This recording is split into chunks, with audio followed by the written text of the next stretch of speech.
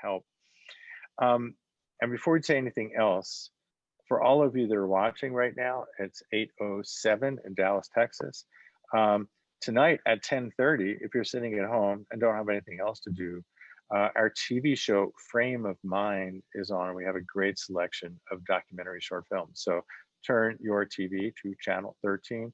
Every Thursday night between now and Thanksgiving, we have an incredibly great show. This week it's documentary shorts, and the first one will knock your socks off. It's just incredibly, incredibly powerful. But let's get back to talking about today's program. So it seemed to me that a lot of people were asking me when COVID started happening, like, what can we do and how can we do something interesting?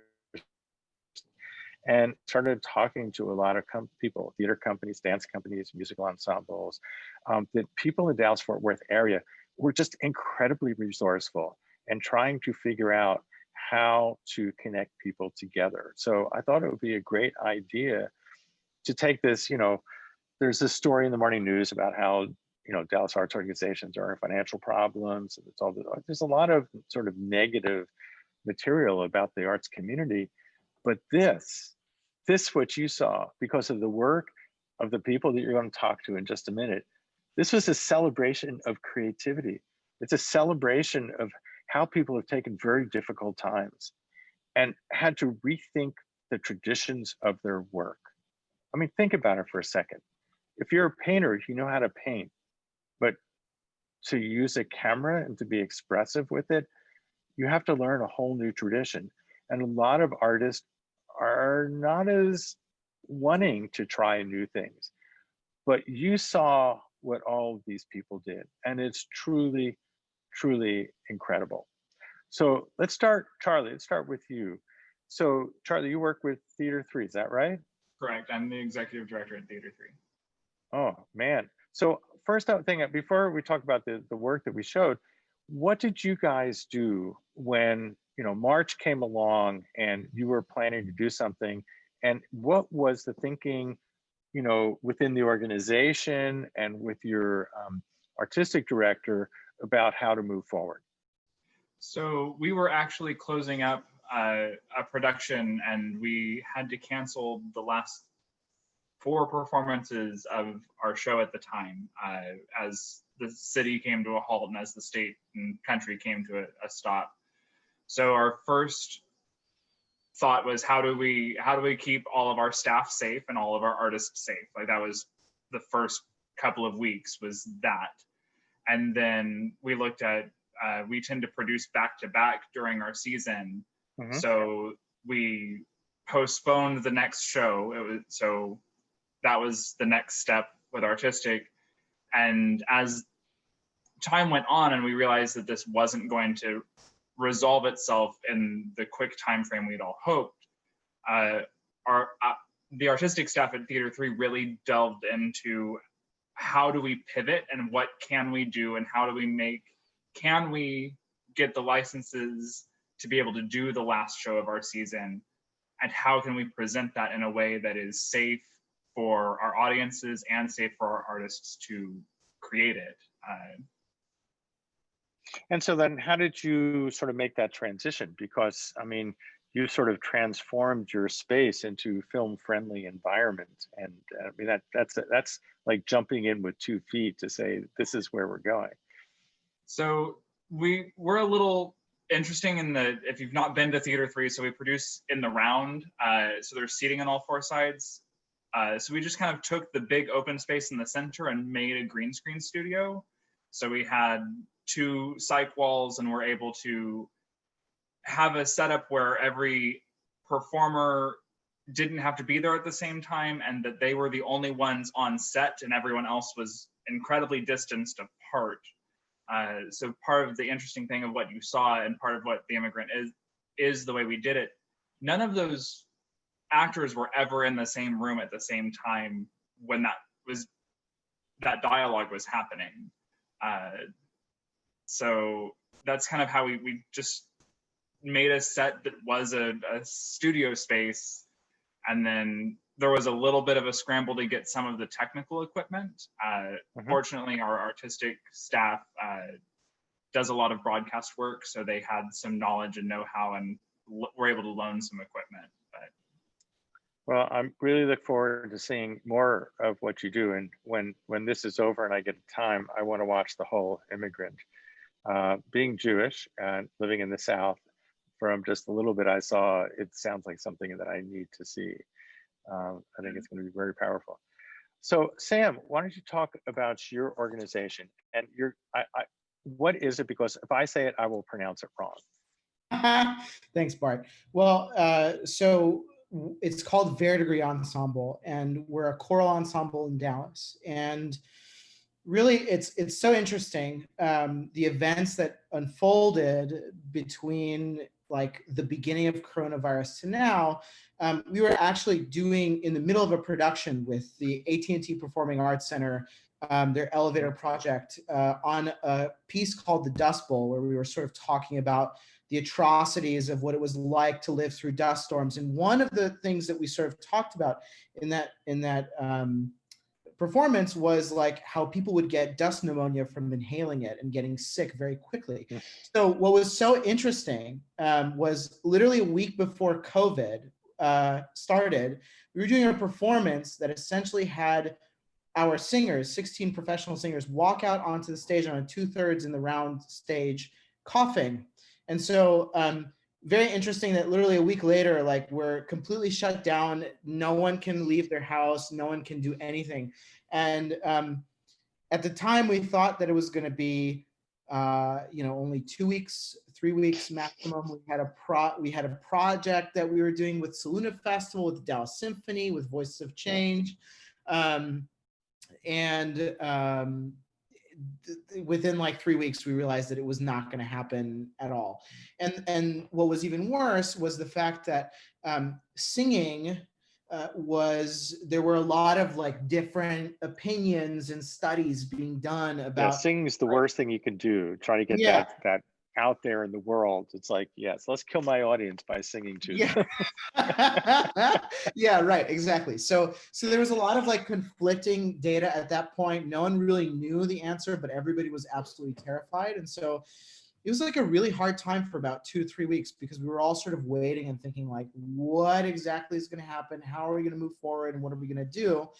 And I started thinking like, what is it that we can start sort of innovating on, and how can we, our whole mission within Verdigris Ensemble is to be innovative and is to present work that's more than just choral music. It's, it has all these different aspects, whether it's media or movement or, commissioning music or collaboration. And so I think COVID in some ways has actually been very good, because it's really it's pushed us to think outside the box and to implement things that we never would have done had COVID never happened, right? So it's been really wonderful, and playing around with virtual choirs, interviews, doing stuff like that has been really interesting. Something I never thought I'd be doing, but a really wonderful experience, and something that I think we will continue doing even post-COVID. So.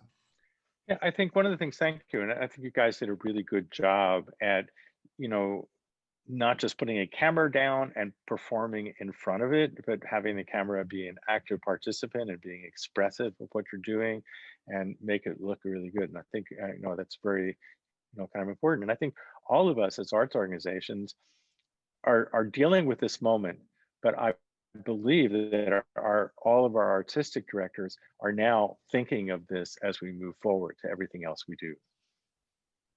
So Barry, you had actually 2 completely different universes of things in here. You want to talk about that?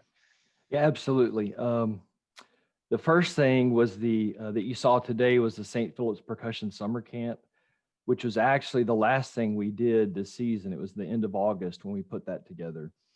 But basically, we've done a percussion camp at St. Philip's School every year for the past 11 years. And we bring kids from South Dallas who've never touched a musical instrument before and teach them how to play and get together and do a concert for the community. So the interesting thing about this year is we had planned an in-person camp, of course, thinking that things were getting better. And then 2 weeks before we were supposed to do the camp, it got canceled. And so we had just bought new instruments for these kids, and our instructors ran all over Dallas and delivered instruments to all these different homes. So we had about 40 different kids from homes all over South Dallas. Our instructors took the instruments to them, dropped them off, and we gave them educational tools on how to record their videos. We divided up all the different kids based on talent level and their ages and instructional background, things like that. And so these instructors really tackled this with all their forces. It was really wonderful to see them come together. And one of the cool things about the instructors is half of the instructors are actually graduates from our Lone Star Kids and Youth Wins program. So we've been around 14 years now, and you're starting to see this kind of full circle life cycle of educational outreach, where our people who go through our programs are now coming back to the community and teaching the next generation of arts and arts patrons. So it's been really rewarding to watch those kind of all those forces come together. And you like that I put it right next to the Dallas Symphony Orchestra. Oh. Tell me the wisdom behind that. I wanted to sort of see the diversity of experience. I think the kids playing was just incredibly charming, and kind of low res compared to what they're doing, but both of those are very important artistic expressions. So I mean, that was a very purposeful thing to do. Well, thanks for being mindful about that. We're so thankful to have this opportunity as a newer organization to be included with all these guys like y'all. But again, the St. Philip Summer Camp was what we did most recently, and the Global Ensemble was our initial reaction to the whole COVID crisis. And that was the thing that just blew me away, because we had 58 professional musicians in our ensemble who were wanting something to do. We had sound technicians and video recording technicians around Dallas that had nothing to do. So we had a steering committee of about 28 people that got together and just formatted, what are we going to do? We got to do something. So we took the videographers into the homes of the conductors, filmed them conducting click tracks to a few pieces. And then we had our musicians upload their music. They recorded these pieces. And then we had a sound editor kind of weave it all together. So we had 58 musicians playing the same music at the same time. Those are our two first pieces that we released. And then we had the bright idea to extend an invitation to the world to invite people from around the world to contribute their music. So we developed the website and the landing page where musicians anywhere in the world could upload the music and then record their parts and upload their parts to our website. And then we came back again and edited all those musicians and put it together for our global ensemble. So we had 2,000 musicians from 38 countries participate in the last two pieces that we did. We're just really proud of that all coming together from all these different places around the world at a time where people really needed to do something positive and feel like they're part of the music. So it's amazing how all kinds of people that never thought that they would have to learn how to do video editing are now sort of tasked with that and are kind of knowing how to do things in a completely different way. Do we have any questions in the chat box? So let me ask this. Do any of you have questions for each other? No. Oh, sure. Yeah. I'd just like to ask Charlie and Sam, how did you engage your board to support this shift in what was happening, and how did you kind of get them involved with this whole mindset of shifting resources to fund something that's new and unproven? And I'm just curious how you guys did that in each of your organizations. Yeah, because it's always really hard to, I mean, boards often don't want to do anything new. But faced with what's going on, I'm sure they're very difficult conversations. Charlie, what happened with you? So we were very fortunate in that our board is at least aware of how boards tend to function, that anything that requires board approval is stymied, takes time. And at the same time, staff is aware that we need that. Like sometimes we need those checks and balances. Mm-hmm. But as we were sitting down, mapping out the initial next step, our board chair phone conferenced in as staff had a socially distanced staff meeting right before the quarantine started. And we kind of just talked through general guidelines, and the Theater 3's board didn't release all restrictions, but it was, we've hired the artistic director and executive director to make the best business decisions and it wasn't free reign. It was just, we trust you to make the decisions that need to happen. Communication with our board has increased, and part of that is that plans change constantly. And in just pure point of fact, so has friction. Like it's normal to have some friction, but friction increased between staff and the board. And part of that is just that whenever there was a period of time, especially in the late spring, early summer, where you could have the latest science at 10 in the morning and it'd be outdated by noon. And it caused frustration that staff would take some information and start running with it, and then we'd get a phone call to stop and pivot. And it was never personal. It's the great thing. We've kind of come together in a way that we all understand our roles within the organization, from the board all the way down to our part-time employees. Everyone seems to understand their role a lot better and how we work as a team. Yeah, I mean, it's we're in a place where all of us plan ahead, plan sometimes a year ahead, a year and a half ahead.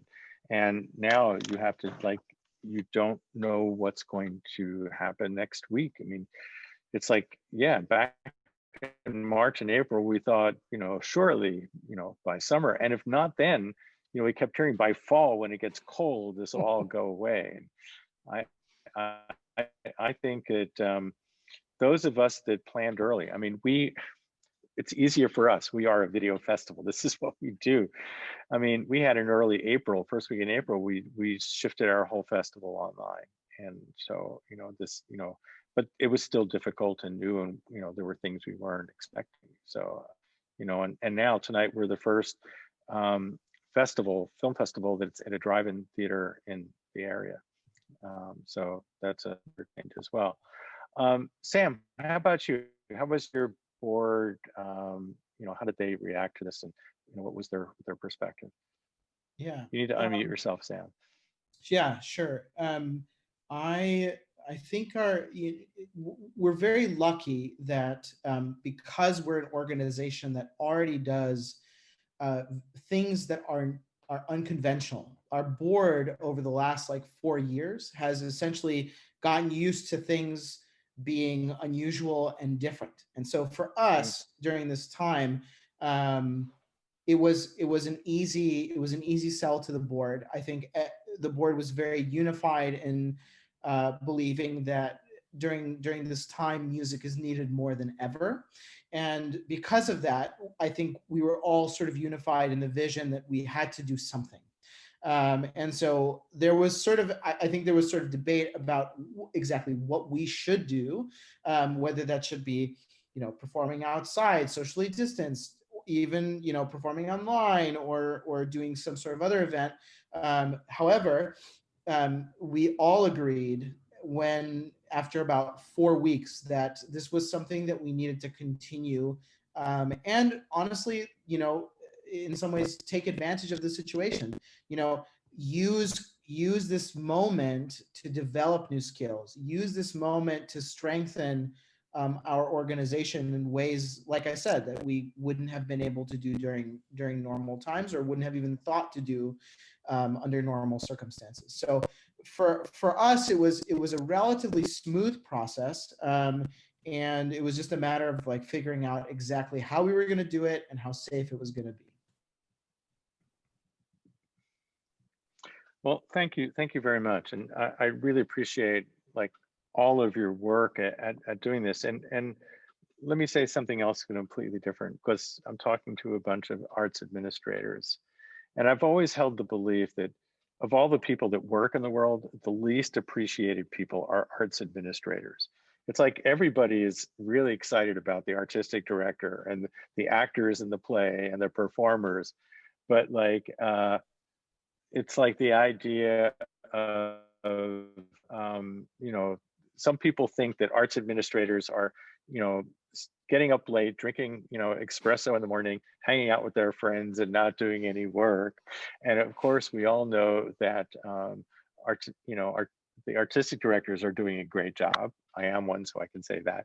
But the administrative folks are staying there when everybody else is having a good time. You're counting the money, worrying about this, and doing all these other things. And it is a job that is unappreciated and unknown to most people. So I want to thank you for the work that you do that is unappreciated by the people who sit in the audience and see your events and understand that none of this would happen without your incredibly hard work. And in this case, hard work, and also like going to a path that is unknown. And any arts administrator is scared of doing that. And you guys all made the bold decisions to move forward. So I really want to thank you. So guys, that'll be it for tonight. Thank you so much for being part of this, and so much for this discussion. You know, I thought it was really great and enlightening. I hope all of you are listening to this. When you go to an event, thank the artistic person. I mean, thank the administrator, because they never get thanked, right? Barry, is that true? Yes, Sam, thank you, Bart. Charlie? Really, thanks, every guys. Yeah, thank you. All right, guys. Thank you very Thank much. you all. Have a great night. We have lots of great programs through the weekend, online and at our theater. So please come on down and check stuff out, and have a great night. And watch the TV show, 10:30 KERA. Awesome. That's the arts administrator part of me talking. All right, guys, Thanks, take care. guys. Good night. Thank you very much. Thank you.